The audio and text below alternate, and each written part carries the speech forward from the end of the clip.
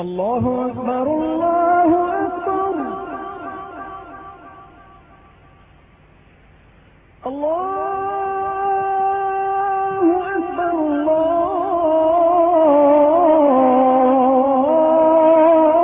الله أكبر. والصلاة والسلام على سيدنا ونبينا وحبيبنا وشفيعنا محمد وعلى آله وصحبه أجمعين. أما بعد فإن أصدق الحديث كتاب الله وأحسن الهدي هدي محمد صلى الله عليه وسلم وخير الأمور عوازمها وشر الأمور محدثاتها وكل محدثة بدعة وكل بدعة ضلالة وكل ضلالة في النار.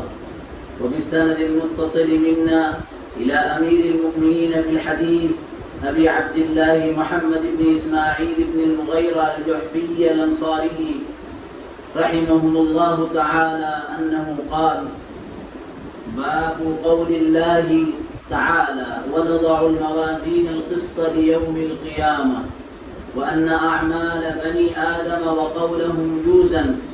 وقال مجاهد: القسطاس العدل بالرومية، ويقال القسط مصدر المقسط وهو العادل، وأما القاسط فهو الجاهر.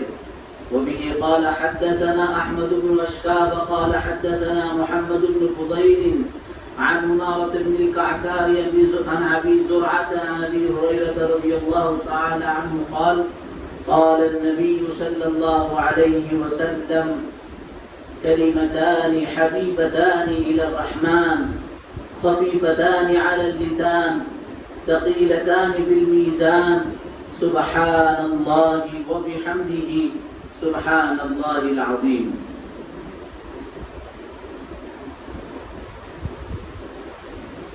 اللہ تبارک و تعالی نے اس پوری کائنات کو بنایا ہے اور اس پوری کائنات میں اشرف المخلوقات انسان ہے. تخلیق انسانی کی پوری تفسیر قرآن کریم میں اور احادیث نبویہ میں موجود ہے. باری تعالیٰ کا فرمان: خلقت بیدی، کہ میں نے اس انسان کو اپنے ہاتھوں سے پیدا کیا. اس کی تخلیق میں اللہ تبارک و تعالیٰ نے اس کی نسبت اپنے طرف کی ہے، اور پھر قرآن کریم میں اس کی مقصد تخلیق کو واضح کیا: وما خلقت الجن والانس الا لیعبدون، کہ ہم نے انسان اور جنات کو محض اپنی عبادت کے لیے، اپنی بندگی کے لیے، اپنی اطاعت کے لیے، اپنے احکامات کی پیروی کے لیے پیدا کیا ہے. ظاہر ہے کہ بندگی کی پیروی کے لیے جو طریقے، جو اصول، جو ضابطے، وہ جس راستے سے آئیں گے وہ انبیاء علیہ السلام کا راستہ ہے. چنانچہ حضرت آدم علی نبینا وعلیہ السلام سب سے پہلے نبی مبعوث کر کے دنیا میں بھیجے گئے، اور پھر یہ سلسلہ چلتا رہا یہاں تک کہ سید المرسلین، سید الانبیاء، امام الانبیاء محمد رسول اللہ صلی اللہ علیہ وسلم پر یہ سلسلہ تکمیل کو پہنچا. ما كان محمد ابا احد من رجالكم ولكن رسول اللہ وخاتم النبیین.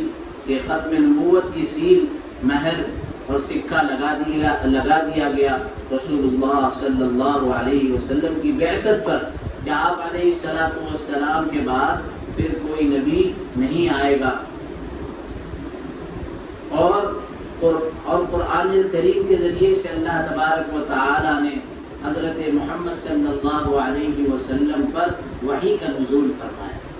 یہ قرآنی آیات جو 23 سال کے عرصے میں رسول پاک صلی اللہ علیہ وسلم پر موقع بموقع اور درجہ بدرجہ نازل کی گئی، یہ پورا کے پورا قرآن جو آج ہمارے پاس محفوظ ہے، اور اس کی عملی شکل کہ ان آیات پر، ان اللہ کے فرامین پر عمل کیسے کیا جائے، تو اس کے لیے رسول اللہ صلی اللہ علیہ وسلم کی زندگی نمونہ بنا کر پیش کی گئی. لقد کان لکم فی رسول اللہ اسوۃ حسنہ، کہ تمہارے لیے پیارے حبیب صلی اللہ علیہ وسلم کی زندگی میں بہترین اسوہ اور نمونہ ہے۔ ظاہر ہے کہ دور نبوی میں قرآن کریم کی تحریر کرنے کا اور اس کی حفظ اور اس کی حفاظت کا اہتمام بالکل ابتدائی میں شروع ہو گیا تھا۔ حضرت عثمان غنی رضی اللہ تعالی عنہ کا مصحف بہت مشہور ہے اور یہ دور نبوی میں ہی شروع ہو گیا، لیکن احادیث مبارکہ کی حفاظت، اس کی تحریر حالانکہ شروع تو ہو چکی تھی، چنانچہ ہماری بچیوں نے، طالبات نے کتاب العلم میں وہ روایات پڑھی ہیں جس کے اندر دور نبوی میں بھی تحریر احادیث کا سلسلے کا ذکر ہے، لیکن باضابطہ اس کا نظام اس وقت نہیں ہوا۔ جیسے سلسلہ آگے بڑھتا گیا تو لوگوں نے قرآن کریم کے بارے میں تو یہ پیغام دے دیا گیا، انا نحن نزلنا الذکر وانا لہ لحافظون، کہ ہم نے اس قرآن کو نازل کیا ہے اور ہم ہی اس کی حفاظت کرنے والے ہیں۔ اس کی حفاظت کا جو انتظام اللہ تبارک و تعالیٰ نے اپنے ذمے میں لے دیا، یہ وعدہ حفاظت اس سے پہلے کی کسی کتاب کے ساتھ نہیں تھا۔ چنانچہ توریت، زبور، انجیل اور بہت سارے صحائف جو دیگر انبیاء علیہ السلام پر نازل ہوئے، اس میں تحریف ہوئی، اس میں تبدیلی ہوئی، لیکن قرآن کریم ایسی کتاب ہے، ایسا کلام اللہ ہے کہ جس کی ایک عبارت، ایک لفظ، ایک حرف، بلکہ ایک نقطے میں بھی کسی تحریف کی کوئی گنجائش نہیں ہے۔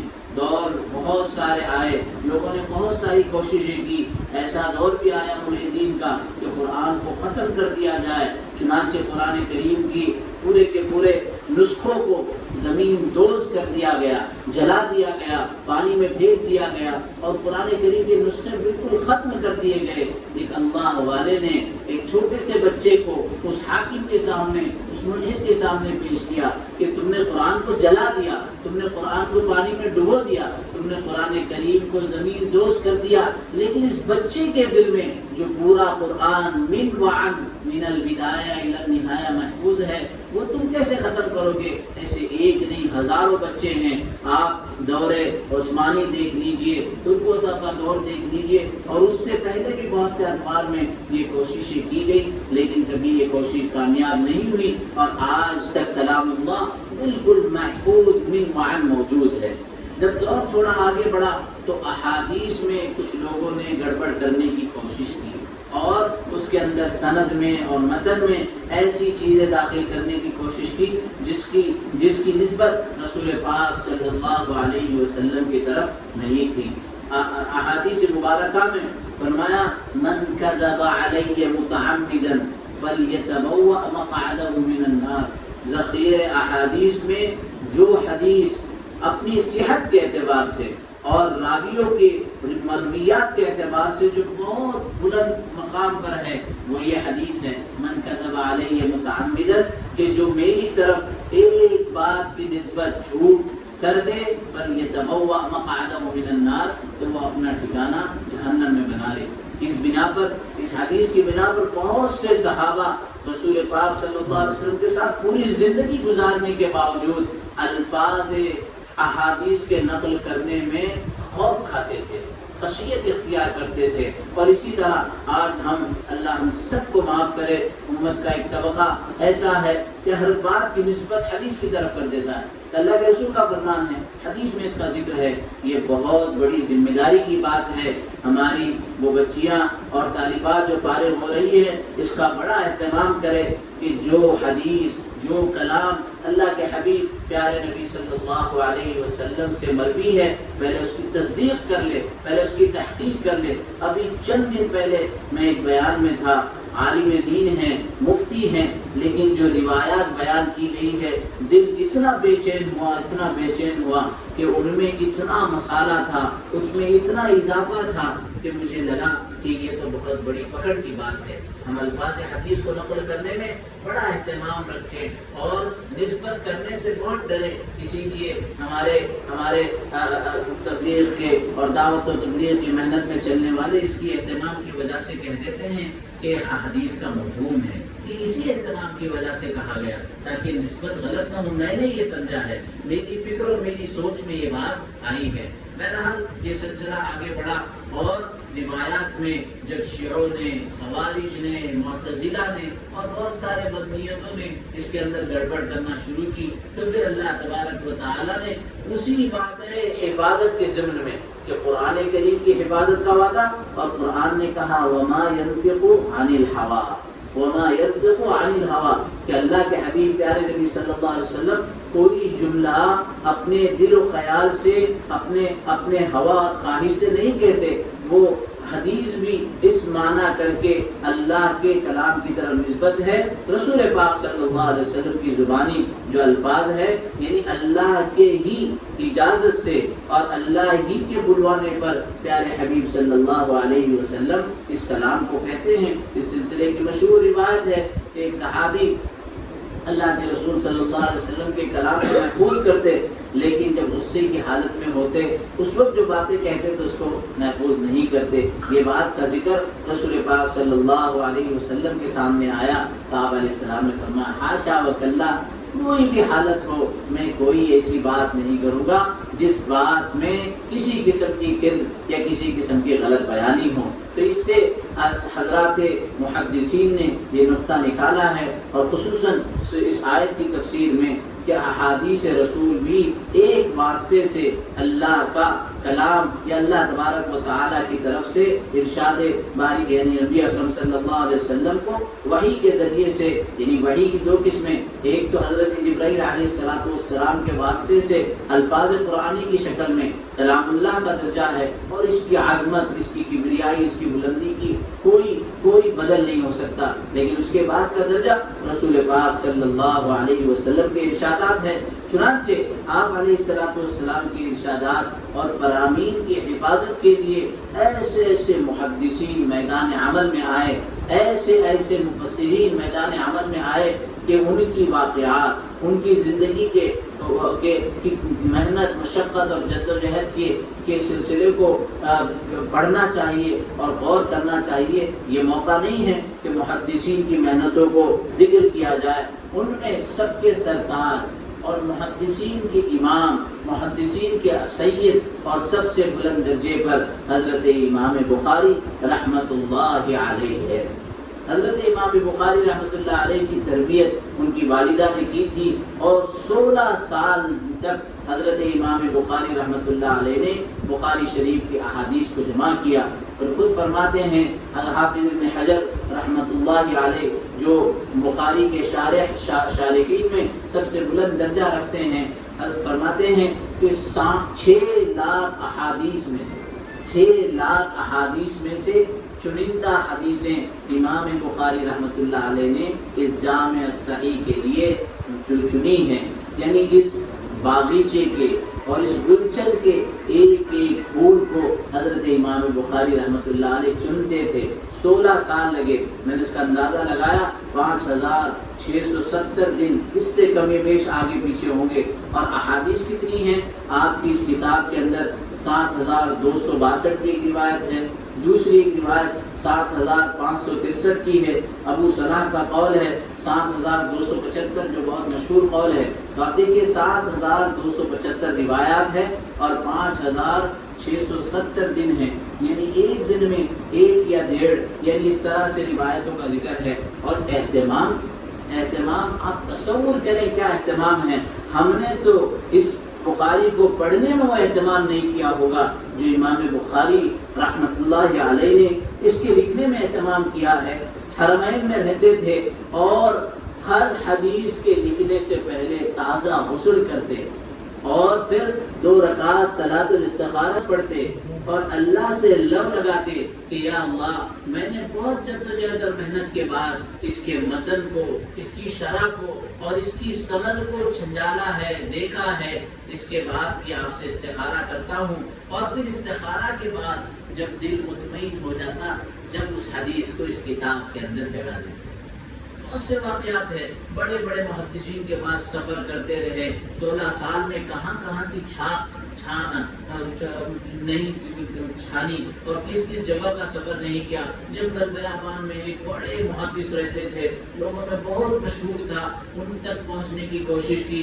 وہاں جب قریب پہنچے تو دیکھا کہ ان کے پاس اپنا جانور, گھوڑا, گدھا کوئی جانور تھا, اور وہ اپنے جانور کو جنگل سے اپنے گھر کی طرف لانے کے لیے اپنے کرتے سے اشارہ کر کے اس کو قریب کر رہے کہ کرتے میں کوئی چیز ہے, یا ان کے پاس کوئی چیز تھی جس کی طرف, دو روایت ہے کہ جس کی طرف اشارہ کر کے اس جانور کو قریب لا رہے پکڑنے کے لیے. امام بخاری رحمۃ اللہ علیہ نے فرمایا کہ جو جانور کو دھوکہ دے کر اپنے سے قریب کرے, میں اس کی روایت یہاں نقل نہیں کروں. یہ اہتمام حضرت امام بخاری رحمۃ اللہ علیہ کی شان تھی. اسی لیے احادیث کے ذخیرے میں اس کتاب کو اصح الکتاب بعد کتاب اللہ, اصح الکتب بعد کتاب اللہ, کہ اللہ تبارک و تعالیٰ کی کتاب کے بعد سب سے صحیح ترین جو کتاب ہے وہ بخاری شریف ہے. اس کے ابواب, یعنی اس میں جو کتاب آپ نے پڑھا کہ ہم یہ جو آخری کتاب جو پڑھ رہے ہیں یہ کتاب التوحید ہے. پہلی کتاب کتاب الایمان تھی, اس کے اندر ربط کیا ہے اس کا آگے ذکر کریں گے.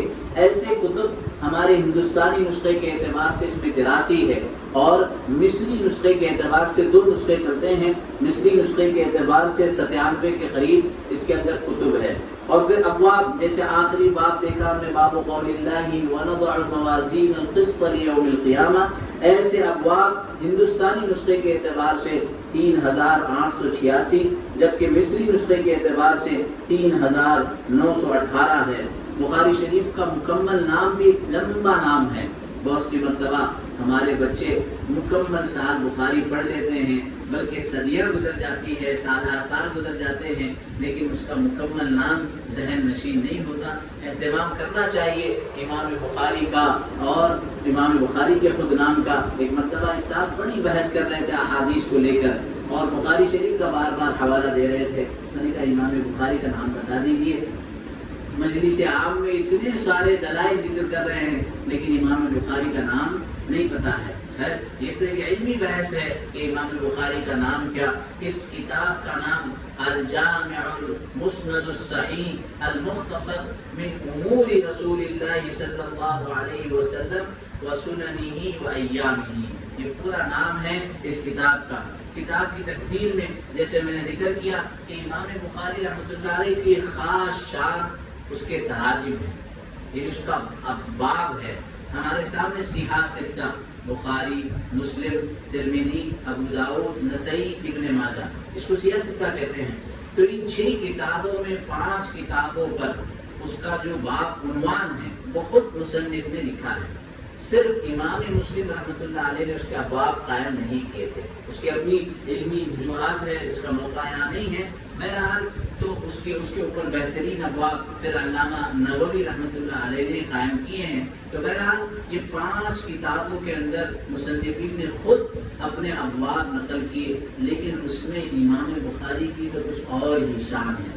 محدثین لکھتے ہیں کہ اتنے 100 سال ہو گئے, لیکن آج تک امام بخاری کے ابواب اور ان کے تراجم کی فقاہت, اس کے اندر کے علمی معانی, اس کے اندر کے چھپے ہوئے موتی آج بھی محدثین نکال رہے ہیں, اور یہ علمی غرقابی ابھی ختم نہیں ہوئی ہے. اس لیے بہت مشہور لفظ ہے فقہ البخاری فی تراجمہ, فقہ البخاری فی تراجمہ, اس لیے کہ عام طور پر محدثین کو حدیث کا ماہر سمجھا جاتا تھا اور وہ فقہ سے بہت دور سمجھے جاتے تھے.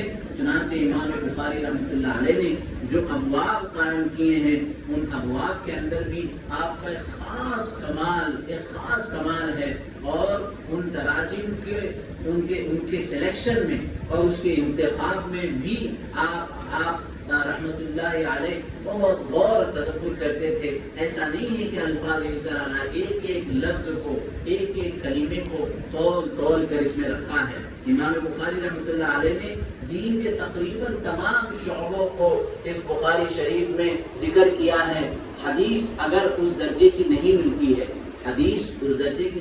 ہے تو آپ ترجمۃ الباب کے اندر اس امر کی طرف اشارہ کر دیتے ہیں. یہ حضرت امام بخاری رحمۃ اللہ علیہ کا بہت بڑا کمال ہے. یہ آخری بات ہے, باب قول اللہ وَنَضَعُ الْمَوَازِينَ الْقِسْطَ لِيَوْمِ الْقِيَامَةِ وَأَنَّ أَعْمَالَ بَنِي آدَمَ وَقَوْلَهُمْ يُوزَنُ وقال مجاهد العدل القسطاس العدل بالروية ويقال والقسط مصدر المقسط وهو العادل وأما القاسط فهو الجائر. دیکھیے اس کے اندر باب قائم کیا اور باب کے اندر اللہ کے کلام کو ذکر کیا. باب قول اللہ، باب قول اللہ، یہ ایک نہیں اور کئی مقامات پر امام بخاری رحمۃ اللہ علیہ نے اللہ کے کلام سے ہی باب کو قائم کیا. اور اس کے پیچھے ایک فکر تھی، اس کے پیچھے ایک علمی نکات تھے. اس کی تفسیر بہت طویل ہے کہ وہ دور معتزلہ کا دور تھا. اور آپ نے تفصیل سے حضرت امام احمد بن حنبل رحمۃ اللہ علیہ کی زندگی کے واقعات پڑھے ہوں گے. اگر نہیں پڑھے ہیں تو پڑھنا چاہیے. جو امام احمد بن حنبل کی مسند احمد بہت مشہور کتاب ہے، 10,000 سے زیادہ جس کے اندر احادیث ہے. حضرت امام احمد بن حنبل بھی بہت پائے کے محدث تھے. اور اس کے علاوہ ان کے زمانے میں مامون رشید اور اس کے بعد پھر معتصم بن مامون کے زمانے میں مناطقہ اور اہل کلام کا دور پیدا ہوا جو لاجک سے، عقل سے دین کو سمجھنے کی کوشش کرتے. اس میں سمجھنے کی ضرورت ہے کہ ہاں دین بالکل عقل کے مناسب ہے. سائنسی تحقیقات اس کے بالکل اس کے برعکس نہیں ہو سکتی، لیکن دین کی جو باتیں ہیں وہ بہت آگے ہیں. ایک اللہ والے کا قول ہے کہ سائنس کی تحقیقات کی جہاں انتہا ہوتی ہے، اللہ اور اللہ کے رسول کے کلام کی وہاں سے ابتدا ہوتی ہے. اگر کوئی بات ہمارے عقل میں نہ سمجھ میں آئے تو اس کا مطلب یہ نہیں کہ وہ بات غلط ہے قرآن اور حدیث کی، بلکہ ہماری عقل کی وہ بات، ہماری عقل کا وہ مزاج، ہماری عقل کا وہ معیار وہ غلط ہے. چنانچہ دیکھیے یہ بہت بڑا فلسفہ تھا جو اس دور میں اختلاف کا شکار ہوا. اور اس سے پیچھے حضرت امام احمد بن حنبل رحمۃ اللہ علیہ کے دور میں کلام اللہ کا ذکر آیا کہ کلام اللہ مخلوق ہے یا غیر مخلوق ہے. حضرت امام احمد بن حنبل پائے کے امام تھے، بالکل بادشاہ کا، وقت کے حاکم کا اور اس کے قریب معتزلہ اور اس وقت کے جو عقل والے تھے جو ان کے قریب تھے، انہوں نے یہ رائے قائم کر لی کہ اللہ کا کلام مخلوق ہے. امام احمد بن حنبل میدان عمل میں آئے کہ اللہ کا کلام مخلوق نہیں ہے. جیسے اللہ ہمیشہ تک رہیں گے، ایسے اللہ کا کلام بھی قدیم ہے، وہ حادث نہیں ہے، وہ مخلوق نہیں ہے. وہ اللہ تبارک و تعالی کا کلام اللہ کی صفت ہے، اسی لیے اللہ کی ذات بھی ہمیشہ سے ہے، ہمیشہ رہے گی، اور اللہ کی صفات بھی ہمیشہ تک رہے گی. اس پر امام احمد بن حنبل رحمۃ اللہ علیہ کو قید کر لیا گیا اور آپ کو کوڑے لگائے جاتے تھے.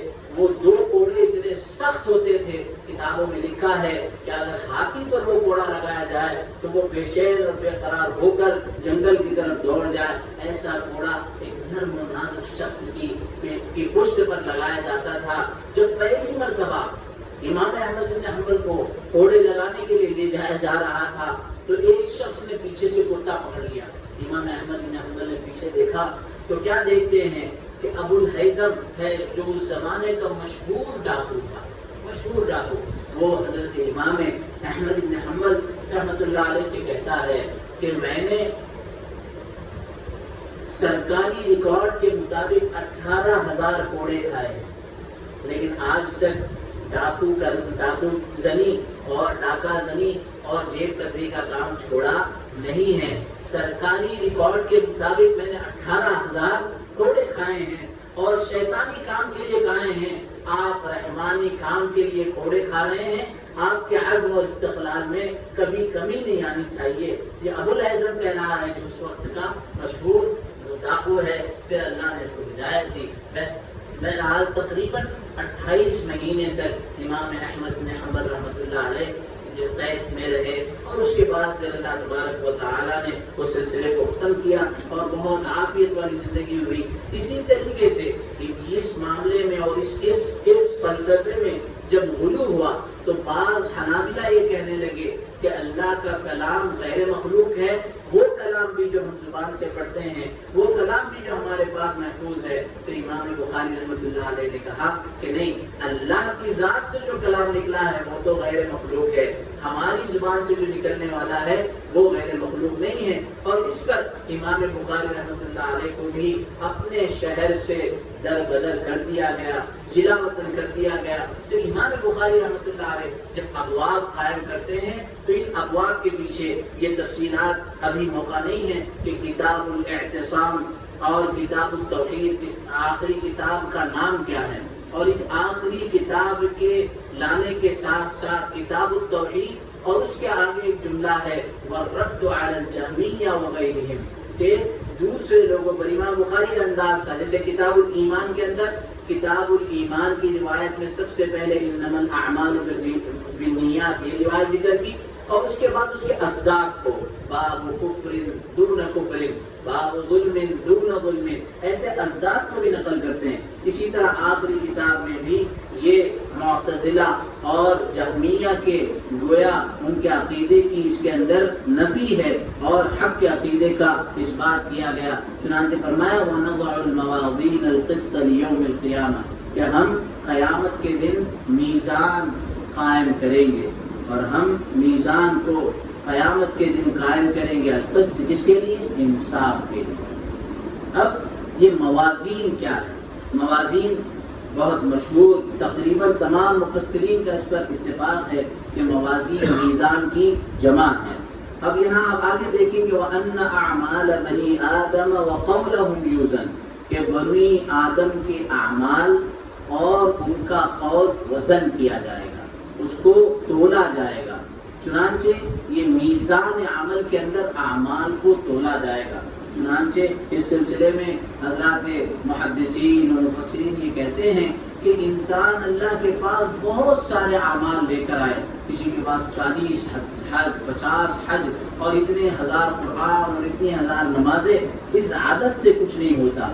جب وہ اعمال کو ترازو میں رکھا جائے گا تو اس کے وزن، اس کے اخلاص سے اس کا وزن پتہ چلے گا۔ ہو سکتا ہے کہ کسی کا ایک حج کسی کے 40 حج کے اوپر حاوی ہو جائے، تو اللہ تبارک و تعالیٰ کیا اعمال کا وزن کیا جائے گا۔ اسی لیے جتنا عمل کے اندر اخلاص ہوگا، جتنا عمل کے اندر تقوی طہارت ہوگی، اتنا اس کا وزن زیادہ ہوگا۔ ہم مشہور بار یہ روایت سنتے ہیں کہ حضرات صحابہ کرام رضی اللہ تعالی عنہ کا ایک عمل جو ایک مد کے برابر ہو، مد ہوتا ہے تقریباً 600 گرام کا، یعنی انہوں نے اگر اللہ کے راستے میں 600 گرام گیہوں صدقہ کر دیا، روایت میں آتا ہے بعد کے امتیوں کے ایک احد پہاڑ کے برابر سونا صدقہ کرنے کے برابر نہیں ہو سکتا۔ یہ اس لیے کہ صحابہ کے اخلاص میں، ان کے تقوی اور طہارت میں، ان کے اللہ کے تعلق میں جو کیفیت ہے وہ کیفیت بعد میں نہیں آ سکے۔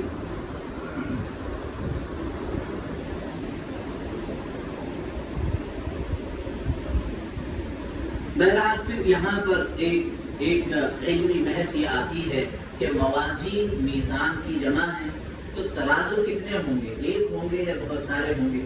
حافظ ابن حجر رحمۃ اللہ علیہ کی رائے یہ ہے کہ ترازو تو ایک ہی ہوگا۔ چنانچہ ایک روایت ہے جس کے اندر فرمایا کفتا، کہ اس کے دونوں کنارے اتنے بڑے ہوں گے کہ آسمان اور زمین اور اس کے اندر کی ساری چیزیں اگر ترازو میں رکھ دی جائے تو پوری کے پوری ترازو میں رکھی جائے گی، اتنا بڑا ترازو ہوگا۔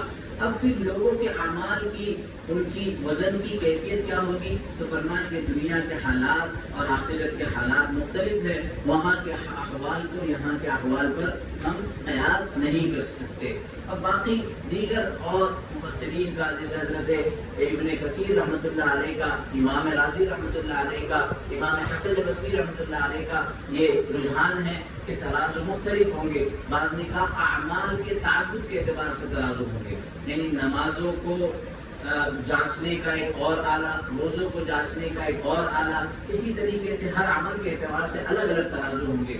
بعض نے کہا کہ اشخاص کے اعتبار سے الگ ہوں گے، ہر شخص کے لیے، ہر قبیلے کے لیے۔ تو بہرحال یہ علمی ایک بحث ہے کہ ترازو کی شکل و صورت کیا ہوگی۔ یہ تو محدثین کی جو دیگر روایات ہے ان روایات کو سامنے رکھ کر اہل اللہ اور محدثین اس کی آراء کو نقل کرتے ہیں۔ اب ترازو میں کیا تولا جائے، یہی وہ موضع اختلاف ہے جہاں پر معتزلہ اپنی عقل سے کہنے لگے کہ ترازو میں اللہ تبارک کوئی چیز توڑی نہیں جائے گی، بلکہ یہاں مراد اللہ کا انصاف ہے۔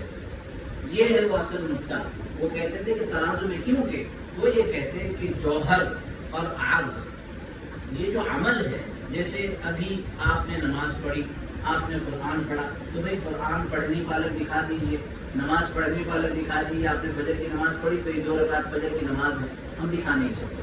تو وہ یہ کہتے تھے کہ جب یہ عمل الگ سے دکھایا نہیں جا سکتا تو اس کو تولا کیسے جا سکتا ہے؟ تو معتزلہ نے اس کا انکار کر دیا۔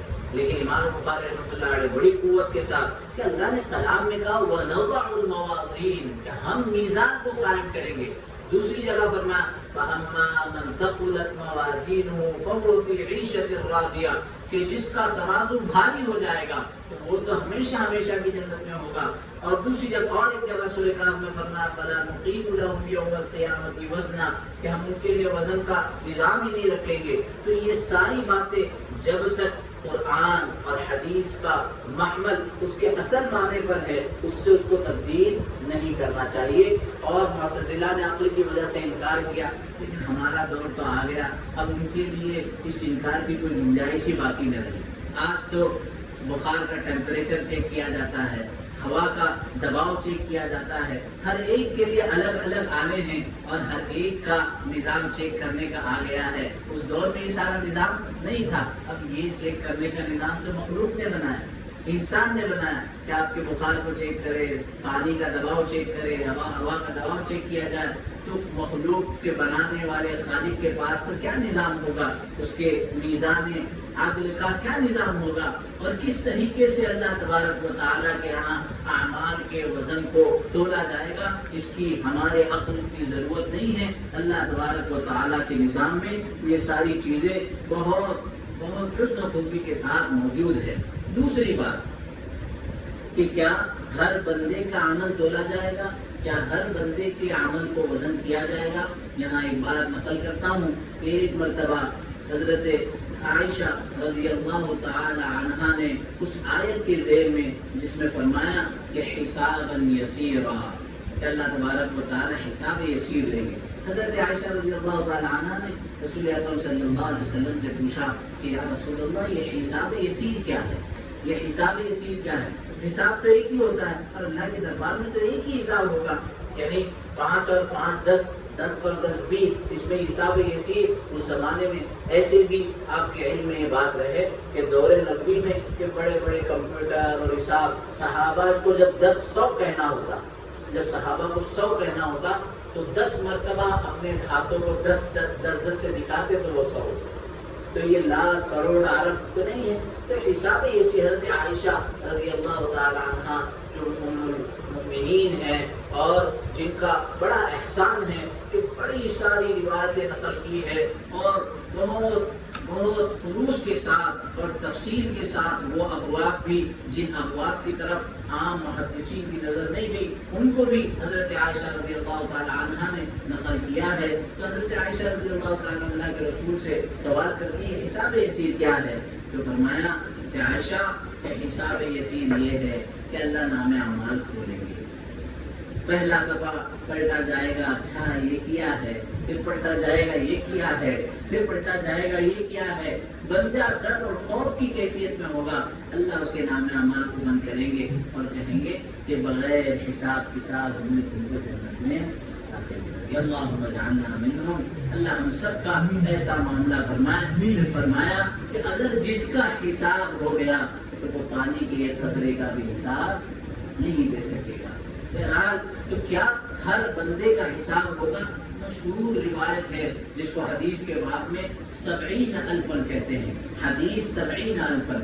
میری بہنوں اور بچیوں سے درخواست ہے کہ بعض مشہور روایت، جیسے سب سے پہلی روایت حضرت عمر رضی اللہ تعالیٰ عنہ سے جو مشہور ہے وہ حدیث النیہ کے نام سے، انما الاعمال بالنیہ. ایک مشہور روایت ہے حدیث جبرائیل کے نام سے، جس میں حضرت جبرائیل علیہ السلام نے رسول اکرم صلی اللہ علیہ وسلم سے سوالات کیے. اسی طرح حدیث 70,000 کہ اللہ تبارک و تعالی جب جو میدان محشر قائم ہوگا، انبیاء علیہ السلام کی نظریں بھی جھکی ہوئی ہوگی، وہ پورے منظر کشی کی ضرورت نہیں ہے. رسول پاک صلی اللہ علیہ وسلم آخر میں آگے بڑھیں گے اور سجدے میں سجدہ ریز ہو جائیں گے. روایات میں آتا ہے کہ میں اللہ کی ایسی تعریف کروں گا کہ اولین اور آخرین میں سے کسی نے وہ تعریف نہیں کی ہے. اس کے بعد اللہ کا جلال، اللہ کا رعب، اللہ کا غضب کچھ کم ہوگا اور کہا جائے گا یا محمد قم، اے محمد اٹھو، اشفع تشفع، کہ تم شفاعت کرو، جس کی تم شفاعت کرو گے اس کی قبول کی جائے گی، جس کے لیے تم دعا مانگو گے اس کو قبول کیا جائے گا. چنانچہ سب سے پہلے اس حدیث 70,000 میں آتا ہے کہ ایک مٹھی بھر کر لوگوں کو جنت میں ڈال دیا جائے گا، جو 70,000 کی تعداد ہوگی. ایک روایت کے مطابق کہ ہر 1000 کے اندر 70,000 ہوں گے. تو اللہ کی مٹھی ہے، اس مٹھی کے ساتھ ان کو جنت میں ڈال دیا جائے گا. اللہ کرے اپنے فضل و کرم سے کہ ہم اس کے اندر داخل ہو جائیں، کہ ایسے لوگوں کو جنت میں ڈالا جائے گا. پھر وہ لوگ جن کے پاس کفر کے علاوہ کوئی عمل نہیں ہے، ایسوں کو جہنم میں ڈال دیا جائے گا. معاذ اللہ، نعوذ باللہ، اللہ ہم سب کی حفاظت فرمائے. ان سارے کاموں کے بعد پھر میزان قائم ہوگا، پھر حساب و کتاب شروع ہوگا. وَنَضَعُ الْمَوَازِينَ الْقِسْطَ لِيَوْمِ الْقِيَامَةِ، اور ہم میزان کو اور ترازو کو قیامت کے دن عدل کے لیے قائم کریں گے. پھر امام بخاری رحمۃ اللہ علیہ فرما رہے ہیں وَأَنَّ أَعْمَالَ بَنِي آدَمَ وَقَوْلَهُمْ يُوزَنُ، کہ بنی آدم کے اعمال، جو عمل زندگی میں کیا ہر عمل کا وزن کیا جائے گا. نماز، روزہ، زکوٰۃ، حج، تہجد، تلاوت، جتنے اعمال ہیں نیکی کے اعمال، ایسے ہی دوسری طرف کے عمل ہیں. اللہ ہماری وفات سے پہلے ایسی توبہ کی توفیق عطا فرمائے کہ ہماری کمیوں کو اور کوتاہیوں کو اللہ معاف فرما دے اور ہمارے پاس نیکیاں ہی نیکیاں ہو. قرآن کہتا ہے من جاء بالحسنہ فَلَهُ عَشْرُ أَمْثَالِهَا. بہت سی مرتبہ ہم نیکی کر کے سمجھتے ہیں کہ میں نے اتنی نمازیں پڑھی ہے، اتنی روزے رکھے ہیں. ایک آدمی اپنے بہت سارا خزانہ جمع کر کے تھیلی میں لے کر آ رہا ہے، ہیرے بھی ہے، جواہرات بھی ہے، اس کو پتا نہیں ہے کہ اس تھیلی میں سوراخ بھی ہے.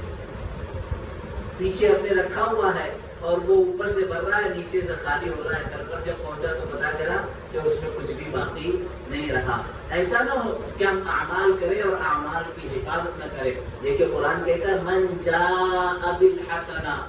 مفسر قرآن حضرت ابن عباس رضی اللہ تعالیٰ عنہ فرماتے ہیں کہ جو عمل کو حسنہ کو لے کر آئے گا، جس حسنہ کے کرنے کی بات نہیں بلکہ لے کر آنے کی بات ہے. پتہ یہ چلا کہ کچھ لوگ نیکی کے کرنے کے بعد خود ہی اس کو ضائع بھی کر دیتے ہیں، لوگوں کا اظہار کرتے ہیں اور ضائع بھی کر دیتے ہیں. اس لیے اخلاص فرمایا محنتوں کے بعد، جد و جہد کے بعد بہت دیر سے آتا ہے اور بہت جلدی نکل جاتا ہے. اللہ کے لیے، اللہ کی رضا کے لیے پہلی حدیث انما الاعمال بالنیات، اس میں پورا کے پورا جو مدار تھا وہ اخلاص کی طرف تھا. تو بنی آدم کے اعمال وہ قولہم، اس پہ آپ دیکھ رہے کہ حاشیہ لگا ہے. دوسری روایت کے اندر وہ اقوالہم کا لفظ ہے کہ بنو آدم کے اعمال اور ان کے اقوال یوزن، وزن کیے جائیں گے. اب اعمال کے اندر تو سارے عمل کے ساتھ ساتھ قول بھی داخل ہے. آدمی کا کھانا عمل ہے، سونا عمل ہے، پڑھنا عمل ہے، ساری چیزیں داخل ہیں. تو قول کو الگ سے کیوں ذکر کیا؟ یہ بہت اہم نکتہ ہے کہ قول کو الگ سے کیوں ذکر کیا. اور ہماری طالبات کے لیے، ہماری بچیوں کے لیے یہ حضرت شیخ الاسلام مفتی تقی دامت برکاتہ العالیہ 2 سال پہلے مدینہ میں طالبات کے مدرسے میں ختم بخاری میں اس کا بڑا اہتمام سے اس جملے کو لکھا ہے. اگر میں تو یہ کہوں وَقَوْلَهُمْ یوزن کو آپ اچھی قلم سے لکھ کر اپنی کسی کتاب میں، اپنی کسی بیگ میں، اپنے گھر کے کسی کنارے پر لگا دے. وَقَوْلَهُمْ یوزن. حضرت مفتی تقی عثمانی دامت برکاتہم العالیہ مدد العالی اس مجلس میں ان بچیوں سے کہتے ہیں کہ بیٹیوں، تمہاری زندگی میں بہت اتار چڑھاؤ آئیں گے، کبھی ساس کی طرف سے، کبھی نند کی طرف سے، کبھی سسرالی رشتہ داروں کی طرف سے، کبھی شوہر کی طرف سے. اپنی زبان کو قابو میں رکھنا. یہ زبان تمہاری زندگی کے اندر خیر اور مسرت، خوشیوں کے لیے اور خوشگوار زندگی کے لیے بہت معین و مددگار ہوگی. کبھی تم نے کسی ایسے مقام پر زبان کھول دی جہاں زبان کھولنے کی ضرورت نہیں تھی، ممکن ہے کہ وہ ایک جملہ تمہاری زندگی کے لیے ہمیشہ ہمیشہ کی تکلیف کا ذریعہ اور سبب بن جائے. وَأَنَّ أَعْمَالَ بَنِي آدم وَقَوْلَهُمْ يُوزَنُ کہ اقوال کو بھی وزن کیا جائے گا. آگے فرما رہے وَقَالَ مُجَاهِدْ الْقِسْطَاسُ الْعَدْلُ بِالرُّومِيَّةِ کہ حضرت امام مجاہد رحمۃ اللہ علیہ کا قول امام بخاری رحمۃ اللہ علیہ نقل فرما رہے ہیں. امام مجاہد یہ بہت بڑے مفسر ہے، مجاہد ابن جبر رحمۃ اللہ علیہ. اور امام بخاری کا انداز ہے کہ جہاں کوئی مشکل لفظ آ جاتا ہے تو وہ اپنے اساتذہ اور اس زمانے کے کبار علماء کے ذریعے سے اس کے معنی ذکر کرتے ہیں. چنانچہ یہاں پر پیچھے ایک لفظ گزرا القسط، القسط کہ ہم میزان قائم کریں گے انصاف کے لیے. کب؟ یوم القیامہ، قیامت کے دن. تو یہ قسط کیا ہے؟ حضرت امام بخاری رحمۃ اللہ علیہ اپنے استاد مجاہد ابن جبر جو تابعی ہے اور حضرت عبداللہ ابن عباس رضی اللہ تعالیٰ عنہ کے شاگرد رشید ہے، ان کے ذریعے سے یہ معنی اور مفہوم بیان کر رہے ہیں. اصل مقصد تو امام بخاری رحمۃ اللہ علیہ کا منتخبہ صحیح جامع حدیث کے نقل کرنا ہے، لیکن اتماما للفائدہ، فائدے کی کامل ہونے کی بنیاد پر باب میں ترجمۃ الباب کی مناسبت سے اور اقوال کی مناسبت سے مفاہیم ذکر کرتے. چنانچہ فرما وقال مجاہد القسطاس العدل بالرومیہ کہ امام مجاہد کا فرمان ہے کہ قسطاس اس کے معنی ہیں عدل کے، انصاف کے. الرومیہ کون سی زبان میں؟ رومی زبان میں. اب قرآن کریم میں ہے وزنوا بالقسطاس المستقیم، وزنوا بالقسطاس المستقیم قرآن کریم میں ہے. تو کوئی یہ کہہ سکتا ہے کہ قرآن تو عربی ہے تو رومی زبان کا لفظ قرآن میں کیسے؟ اس کے اندر علماء مفسرین کی 2 رائے ہیں. امام شافعی رحمۃ اللہ علیہ اور دیگر بڑی جماعت کا یہ رجحان ہے کہ قرآن کریم پر اللہ نے انزلناہ قرآنا عربیہ، عربی قرآن نازل کیا، اس میں کوئی کلام غیر عربی نہیں ہے.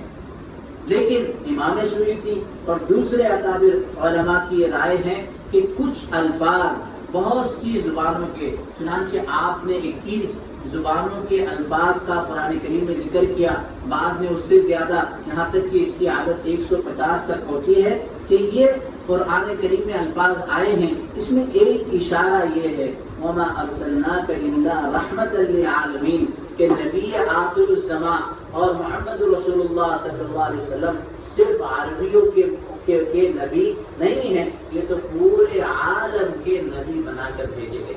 پھر عربی زبان میں یہ لفظ کیسے آئے؟ تو اس کو کہتے ہیں دخیل، اس کو کہتے ہیں توارث کہ پہلے عربوں نے دوسری زبان سے الفاظ لے لیے تو وہ الفاظ عربی کا لبادہ پہن گئے. جیسے ہماری زبانوں میں بھی ہوتا ہے کہ کچھ زبان کا لفظ دوسری زبان میں اثر ہوتا ہے اور وہاں سے اس کو لے لیا جاتا ہے. بہرحال یہ 2 رائے قسطاس اور قسط کے بارے میں ہے. اب فرمایا قسطاس کے معنی کیا ہے؟ العدل بالرومیہ کہ رومی زبان میں عدل و انصاف کے معنی میں ہے.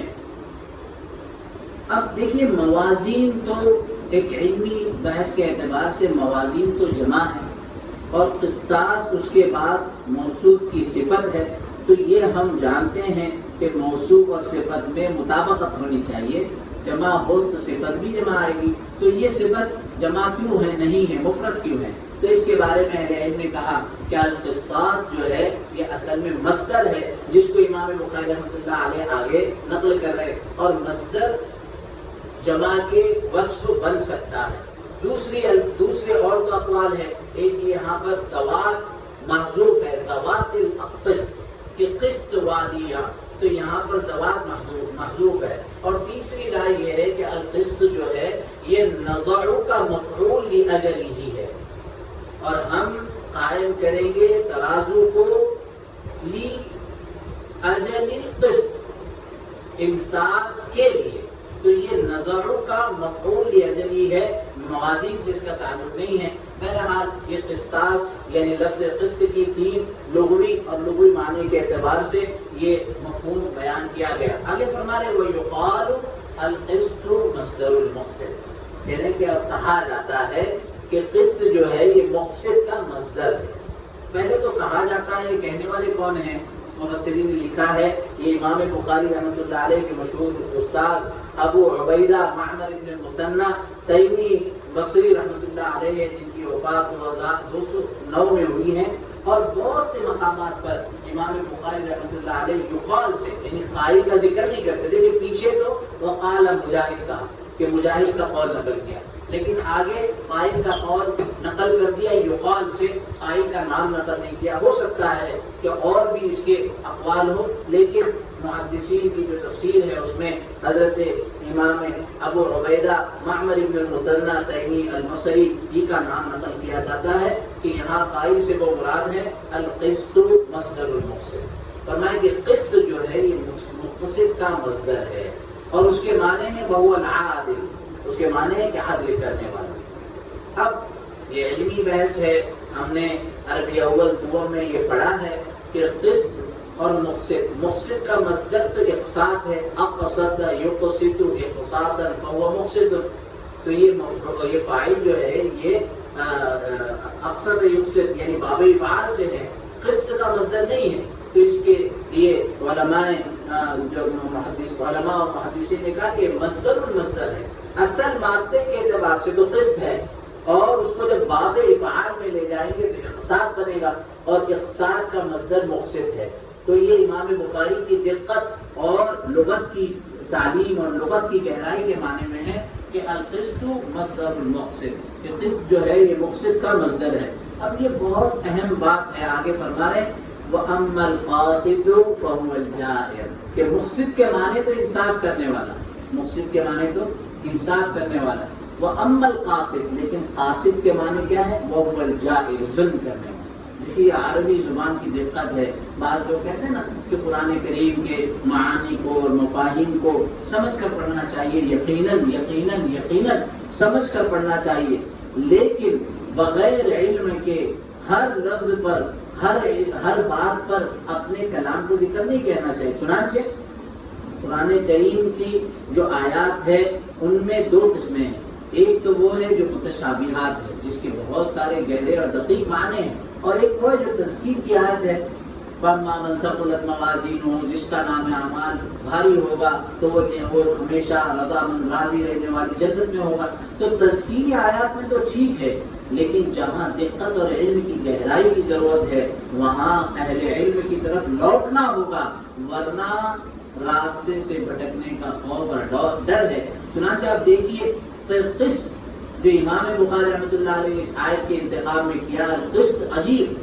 میں نے خود لغت کی کتاب لغت دیکھی کہ قسط جو ہے باب ضرب یضرب سے ہے، اور اس کے معنی اگر حاکم کی طرف نسبت ہو تو ظلم کرنے والا، عام آدمی کی طرف نسبت ہو تو انصاف کرنے والا. اسی لیے اگر وہ مقسط باب افعال میں جائے تو عادل کے معنی میں انصاف کرنے والا، اور اگر وہ قاصد یعنی باب ضرب یضرب میں آئے تو قاصد کے معنی ظلم کرنے والا. ایک ہی مادہ ہے لیکن معنی بالکل مختلف ہے. جیسے قروء کا لفظ قرآن کریم میں ہے، قرأ اور قرأ کے بارے میں بھی مفسرین کی دو رائے ہے جو بالکل معارض ہے. ایک نے طہر تو ایک نے اس کے برخلاف اس کی رائے قائم کی ہے. تو اسی طریقے سے قسط بھی ایسے ہیں کہ جس کے دونوں معنی ہیں، اور قرآن کریم نے دونوں لفظ ذکر کیے. چنانچہ ان اللہ یحب المقسطین، قرآن کریم میں 3 مقام پر ان اللہ یحب المقسطین ہے، سورہ مائدہ میں، سورہ حجرات میں اور سورہ ممتحنہ میں، کہ اللہ تبارک و تعالی انصاف کرنے والوں کو پسند کرتے ہیں.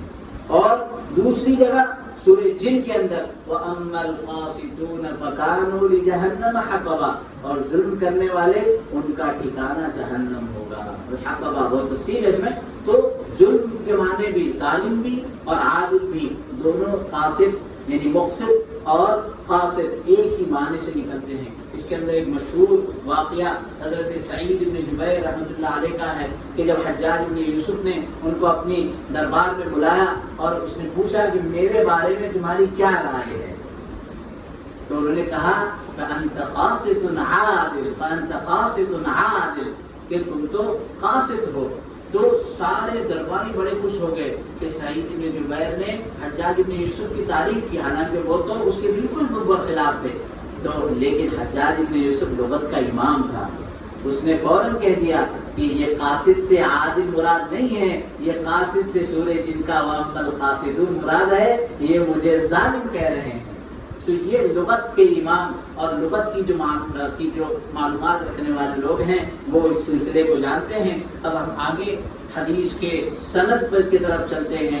وَبِهِ قَالَ حَدَّثَنَا أَحْمَدُ بْنُ أَشْقَابٍ، آپ روایت میں دیکھ رہے ہیں کہ اشقاب اور اشقاب دونوں طرح سے ہیں اور اس کے منصرف اور غیر منصرف دونوں ہونے کے سلسلے میں اقوال ہے.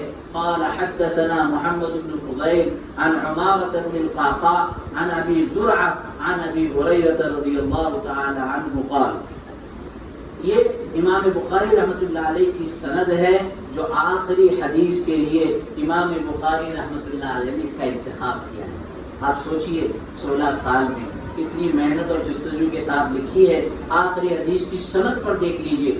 یہ حدیث امام بخاری نے خود 3 سندوں سے اپنی جامع میں نقل کی.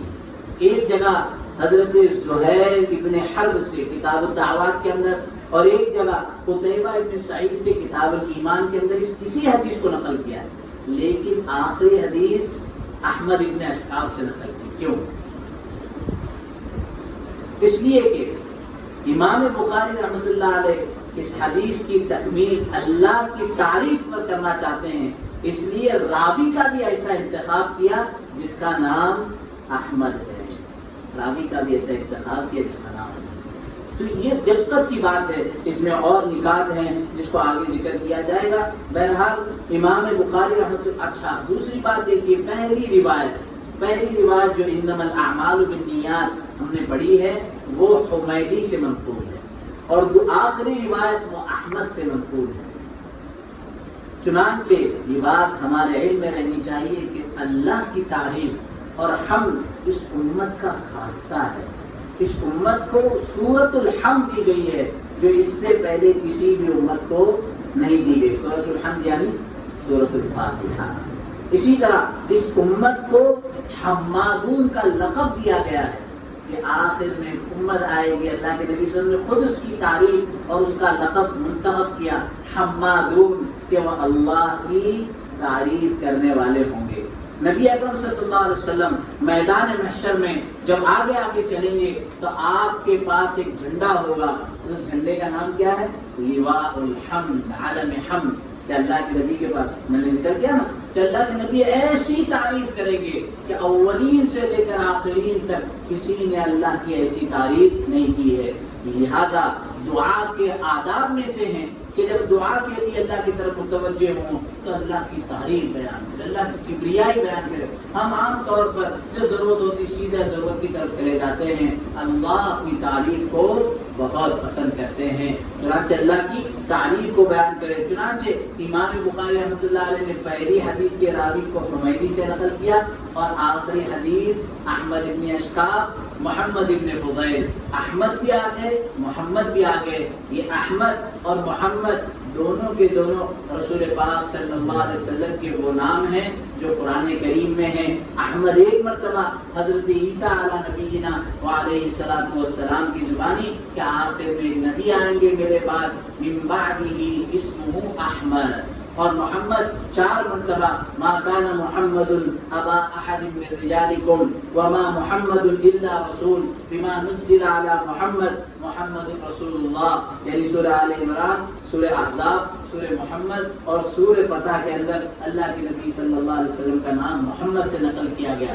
چنانچہ حمد کے ساتھ اور تعریف کے ساتھ اور اللہ کی کبریائی کے ساتھ اس امت کا بڑا تعلق ہے. اسی لیے نبی اکرم صلی اللہ علیہ وسلم نے ایک دعا سکھلائی جو اذان کے بعد ہم کہتے ہیں وَبَعَثْهُ مَقَامًا مَحْمُودًا، کہ اللہ اپنے حبیب کو، پیارے نبی کو مقام محمود عطا فرمائیے جو لواء الحمد کے ساتھ اس مقام پر انشاءاللہ پہنچیں گے. اور اسی لیے ہماری تعلیمات میں، ہماری روز و شب کی زندگی کے اندر ہم کو دعائیں سکھلائی گئی. کھانے کے وقت میں الحمدللہ الذی اطعمنا وسقانا، پانی کی دعا الحمدللہ الذی سقانا، سو کر اٹھے تو الحمدللہ الذی احیانا بعد ما اماتنا، استنجا سے آئے الحمدللہ الذی اذهب عنی الاذی، ایسی مختلف کپڑا پہن رہے ہیں الحمدللہ الذی کسانی ما واری به عورتی. مختلف دعاؤں کی ابتدا الحمد سے ہے، کئی صورتوں کی ابتدا الحمد سے ہے. تو الحمد کے ساتھ اللہ تبارک و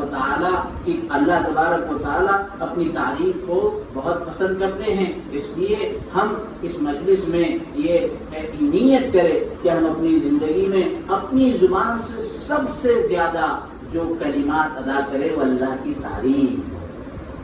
نیت کرتے ہیں انشاءاللہ. پھر امام بخاری آگے چل رہے ہیں وبه قال حدثنا احمد بن اشکاب قال حدثنا محمد بن فضيل عن عمارة بن القعقاع عن ابي زرعة عن ابي هريرة رضی اللہ تعالی عنہ. آخری حدیث کے آخری محدث، سب سے آخری راوی الحدیث کون ہے؟ حضرت ابو ہریرہ رضی اللہ تعالی عنہ. کیا انتخاب ہے، دیکھیے کہ ابو ہریرہ رضی اللہ تعالی عنہ کا انتخاب کیا. بہت بعد میں ایمان لائے، سن 7 میں ایمان لائے اور مدینے پہنچ کر ایمان لائے تھے. چند ہی سال رسول پاک صلی اللہ علیہ وسلم کی صحبت کے ملے ہیں، لیکن سب سے زیادہ ذخیرہ احادیث انہی سے منقول ہے. خود کہتے ہیں کہ لوگ اپنی تجارتوں میں ہوتے تھے، کاروبار میں ہوتے تھے، میں تو بس اللہ کے نبی کے قدموں میں پڑا رہتا تھا، وہیں رات دن قیام ہوتا تھا. حالت یہ ہوتی کہ کبھی کھانے کو نہ ملتا، 3 دن تک کھانا نہ ہونے کی وجہ سے ایسی کیفیت ہوتی کہ گویا غشی ہے. غشی کا اس زمانے میں علاج تھا کہ جو گردن کی طرف پیر رکھ کر اس کا علاج کیا جاتا تھا. لوگ سمجھتے تھے کہ اس کو غشی طاری ہے، لیکن میں تو بھوک کی وجہ سے اس حالت میں پڑا رہتا تھا. چنانچہ اللہ کے رسول کی احادیث کو نقل کرنے کا سب سے زیادہ اہتمام اور احادیث کے ذخیرے میں سب سے زیادہ روایت حضرت ابو ہریرہ رضی اللہ تعالی عنہ سے ہے.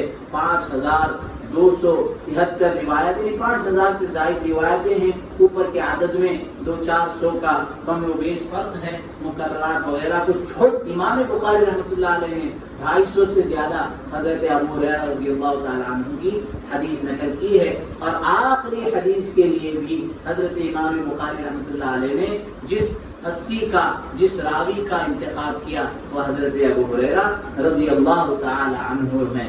فرماتے اللہ کے نبی صلی اللہ علیہ وسلم کا فرمان قال النبی صلی اللہ علیہ وسلم کلمتان حبیبتان الی الرحمن خفیفتان علی اللسان ثقیلتان فی المیزان سبحان اللہ وبحمدہ سبحان اللہ العظیم. کہ اللہ کے نبی صلی اللہ علیہ وسلم کا فرمان ہے دو کلمے. یہاں کلمے سے کلام مراد ہے، اس لیے کہ لفظ کلمہ خود بامعنی نہیں ہوتا. ہم اپنی ابتدائی درجات میں اس کو پڑھتے ہیں کہ کلمے، خود آپ کے حاشیے پر بھی اس کا حوالہ، اس کے مفہوم کو نقل کیا ہے. کلمتان، 2 کلمے ایسے ہیں. اب 2 کلمے ایسے ہیں خبر کو پہلے ذکر کیا گیا اور مبتدا کو بعد میں لایا گیا. پہلے عام طور پر ایسا ہوتا ہے کہ سبحان اللہ وبحمدہ سبحان اللہ العظیم 2 کلمے اللہ کو محبوب ہیں، لیکن پہلے خبر ذکر کی اور اس خبر کو بھی طویل کیا. کہ طویل کرنے کا مقصد کیا ہے؟ تاکہ شوق پیدا ہو، اس کلمے کی اہمیت پیدا ہو، اس کی طرف توجہ ہو. یہ ادب اور بلاغت کا ایک معیار ہے. چنانچہ کلمتان اور سجع اور وجع کی جو کیفیت ہے، کلمتان تسنیہ کا صیغہ، حبیبتان تسنیہ کا صیغہ.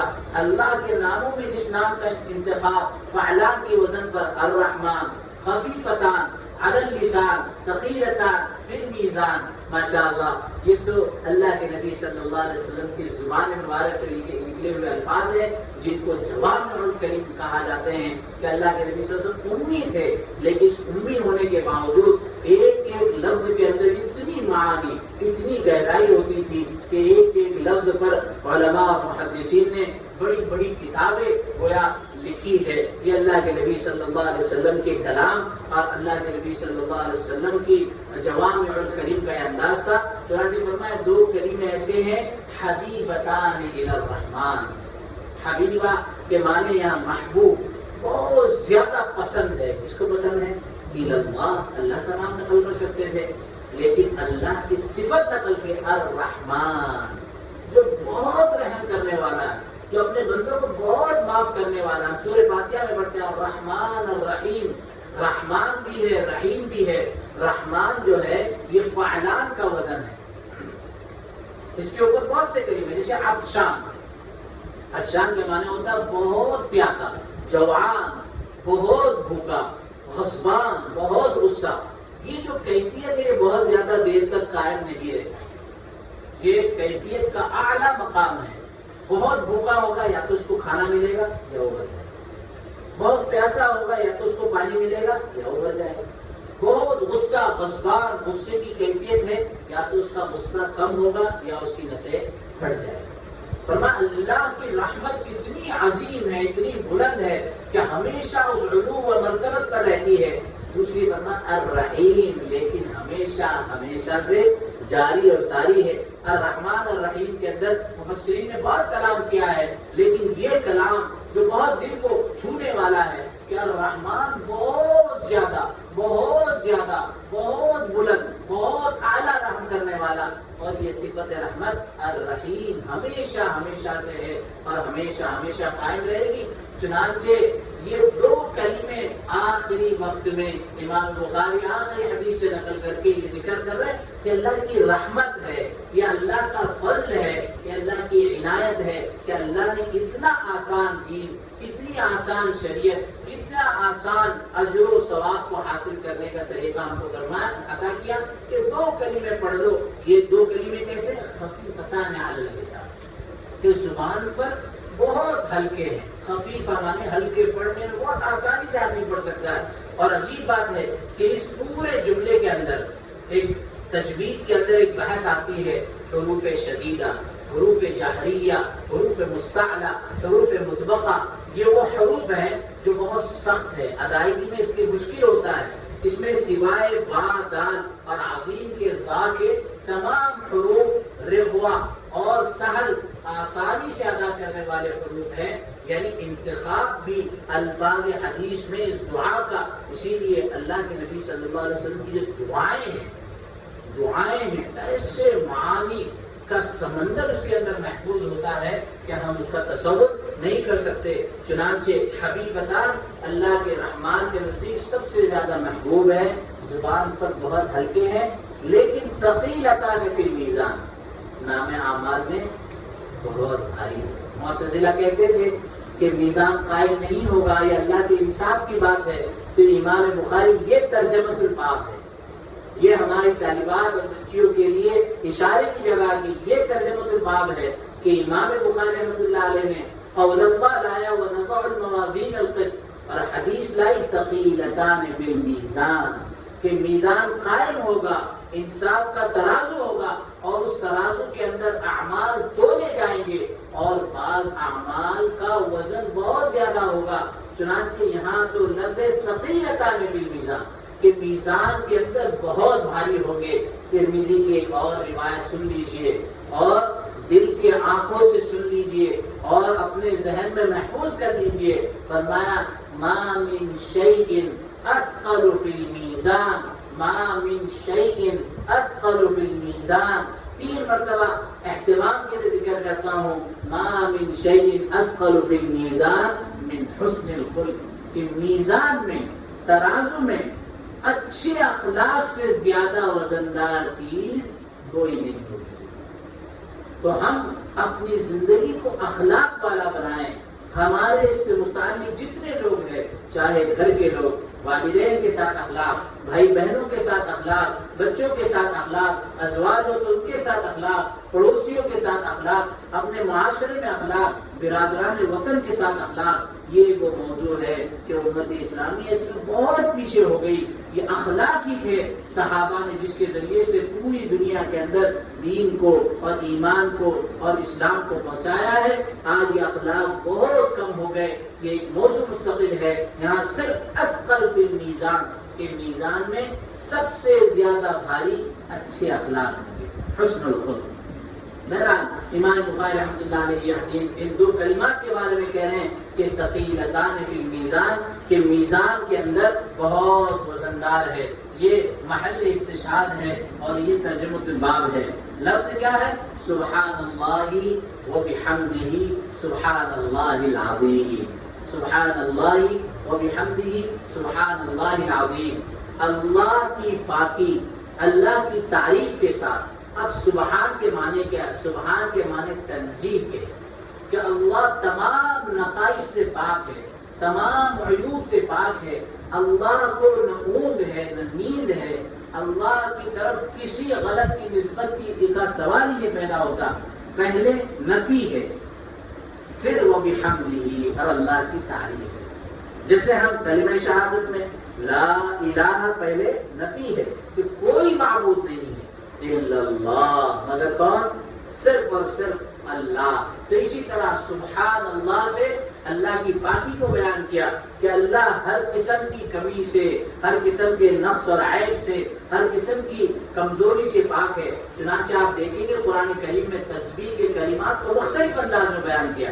کبھی فعل ماضی سبح للہ، کبھی فعل مضارع یسبح للہ، کبھی مصدری کلمہ سبحان الذی اسری بعبدہ، کبھی فعل امر سبح اسم ربک الاعلی۔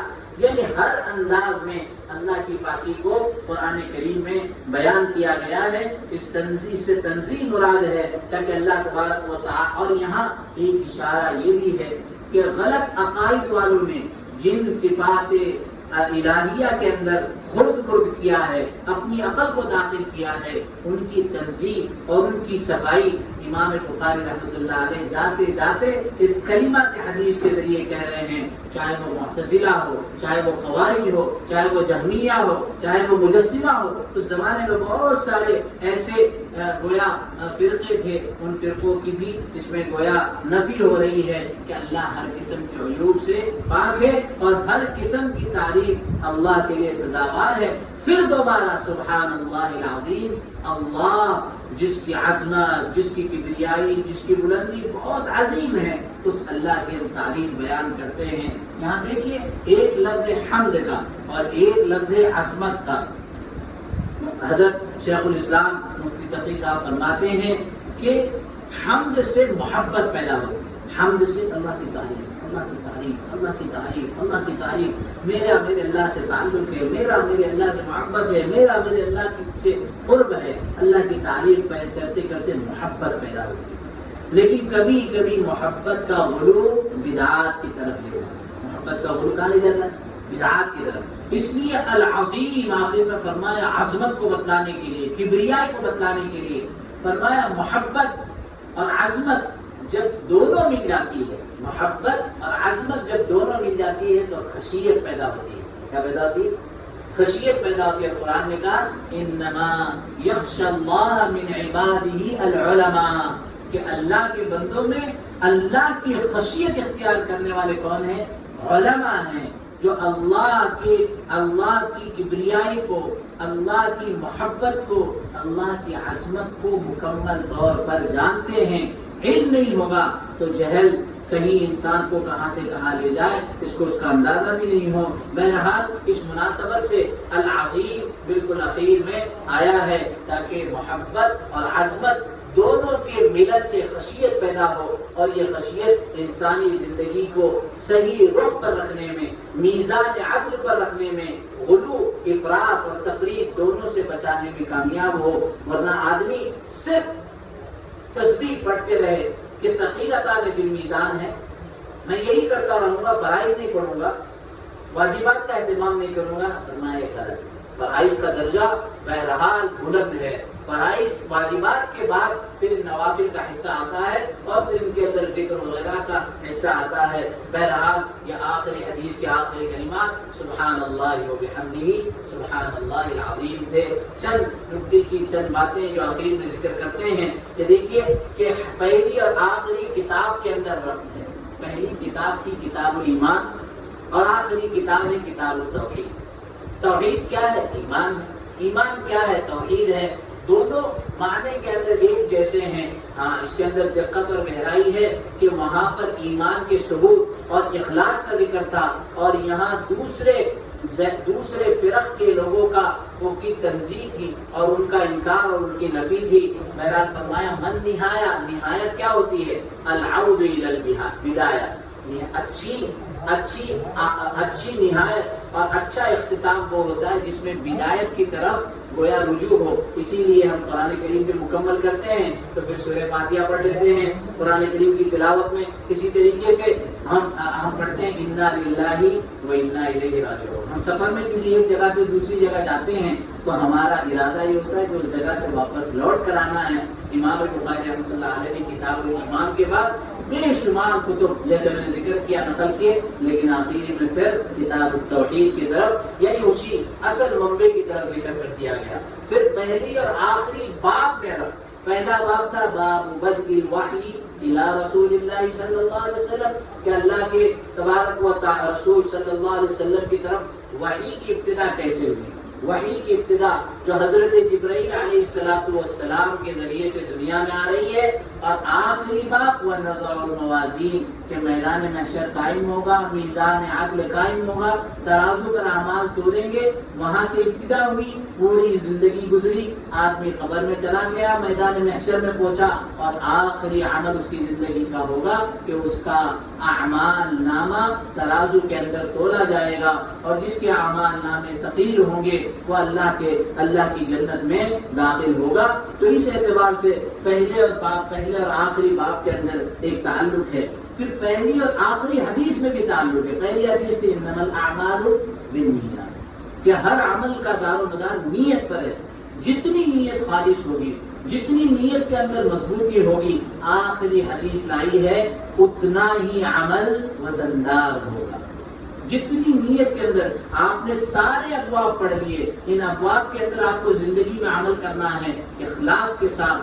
خلوص جتنا ہوگا عمل کے اندر وزن بھی اتنا ہی ہوگا. اسی طرح پہلی اور آخری حدیث کے راوی، پہلے حدیث کے راوی تھے حضرت عمر رضی اللہ تعالیٰ عنہ اور آخری حدیث کے راوی ہے حضرت ابو ہریرہ رضی اللہ تعالیٰ عنہ.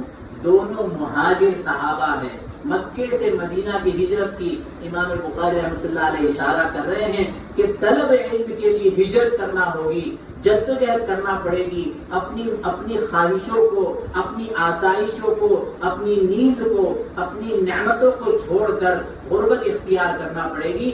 چنانچہ ان دونوں راویوں کو نقل کر کے ہجرت عن الوطن، ہجرت عن المرغوبات، ہجرت عن المعاصی کی طرف اشارہ کیا گیا ہے. اسی طرح پہلی اور آخری حدیث کے اسناد میں بھی ربط ہے جس کا ضمن میں نے ذکر کر دیا کہ پہلی حدیث امام حمیدی سے ہے اور آخری حدیث حضرت احمد ابن اشکاب سے ہے.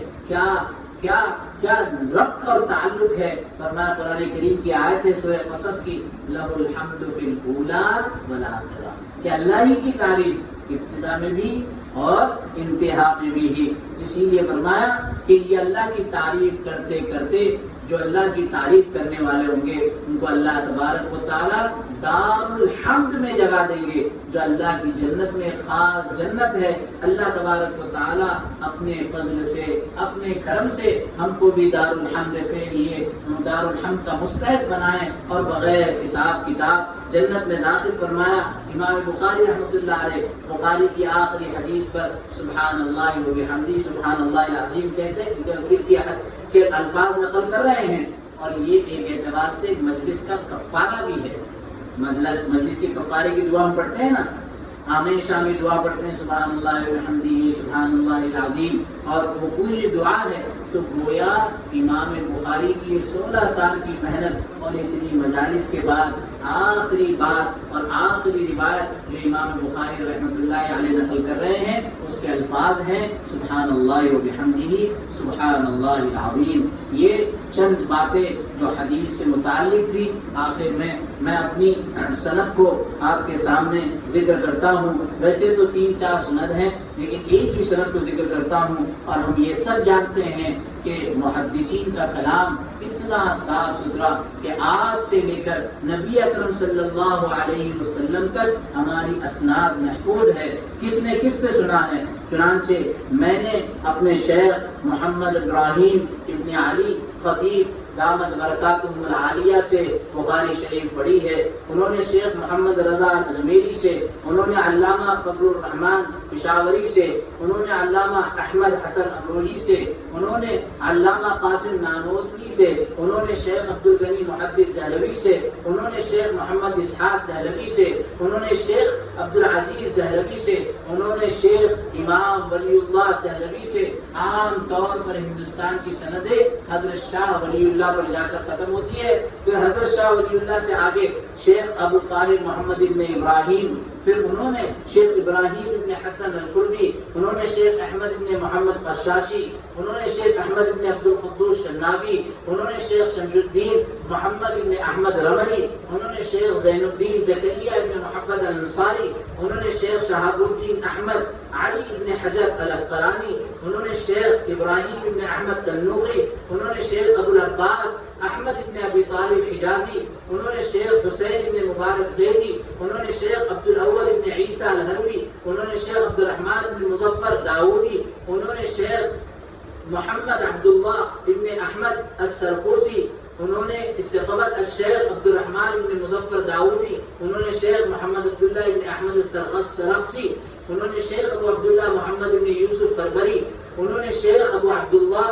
محمد ابن اسماعیل البخاری سے، اور پھر محمد ابن اسماعیل البخاری سے آگے جو باضابطہ جو سند ہے شیخ امام حسام ابن خالد، انہوں نے شیخ امام حریز ابن عثمان، انہوں نے شیخ سیدنا عبداللہ ابن بصر، اور انہوں نے شیخ سیدنا سلمہ ابن الاقوہ، اور انہوں نے نبی اکرم صلی اللہ علیہ وسلم سے ان احادیث کو نقل کیا ہے۔ چنانچہ آخری حدیث کی سند میں امام بخاری رحمۃ اللہ علیہ اپنی سند کو احمد ابن اشکاب، پھر محمد ابن فضیل، پھر عمارۃ ابن القعقاع، پھر ابی زرعہ اور حضرت ابو ہریرہ رضی اللہ تعالی عنہ سے احادیث کی سند کو نقل کرتے ہیں کہ ہماری احادیث بھی محفوظ اور ہماری سندات بھی محفوظ۔ اللہ تبارک و تعالی اپنے فضل و کرم سے اس ختم بخاری کو قبول فرمائیں اور کمی و کوتاہیوں کو معاف فرمائیں، حدیث کا فہم، حدیث کا علم، حدیث کی دقت اور گہرائی عطا فرمائیں، اور احادیث پر ہم کو عمل کرنے کی توفیق عطا فرمائیں۔ وآخر دعوانا ان الحمد للہ رب العالمین، وصلی اللہ وسلم علی نبینا محمد وعلی آلہ وصحبہ اجمعین۔